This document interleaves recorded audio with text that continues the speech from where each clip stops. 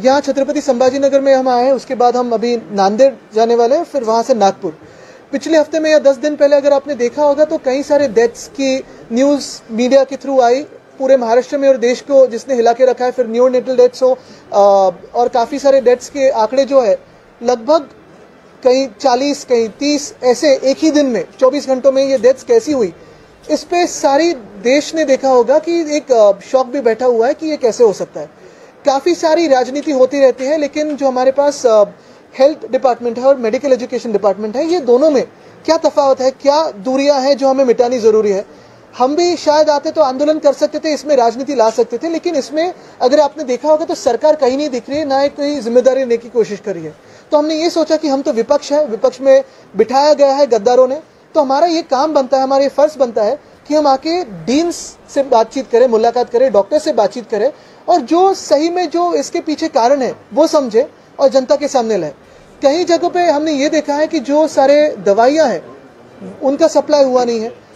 Funds जो DPC से district planning committee के मीटिंग से आते हैं उसका सप्लाई, फंड्स का सप्लाई अभी तक हुआ नहीं है। तो मुझे लगता है यही तकलीफें है।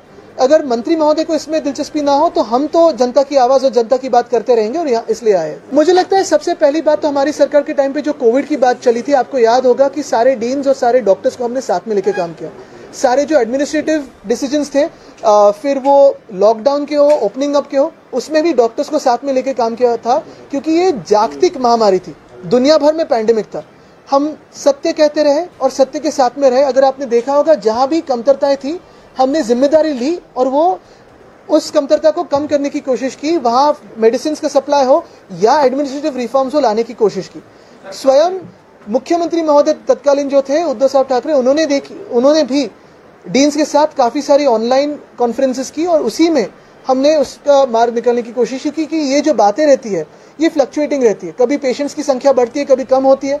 कई महीने ऐसे होते हैं जहां डेंगू, मलेरिया या फीवर बढ़ते रहता है। तो इसमें प्रिएम्प्टिव क्या करना चाहिए और फिर उसके बाद क्या एक्शन होनी चाहिए, उस पर भी काफ़ी निर्भर होता है। मेरी अपेक्षा ये है कि वो 5 राज्यों के साथ पुणे और चंद्रपुर लोकसभा की भी चुनाव हो। हमारे न्यूज चैनल्स को सब्सक्राइब करें, लाइक करें, कमेंट्स करें, शेयर करें और घंटी का बटन प्रेस करें ताकि आने वाली हर वीडियो और अपडेट्स की नोटिफिकेशन आप सभी को मिलती रहे। जय हिंद, जय महाराष्ट्र।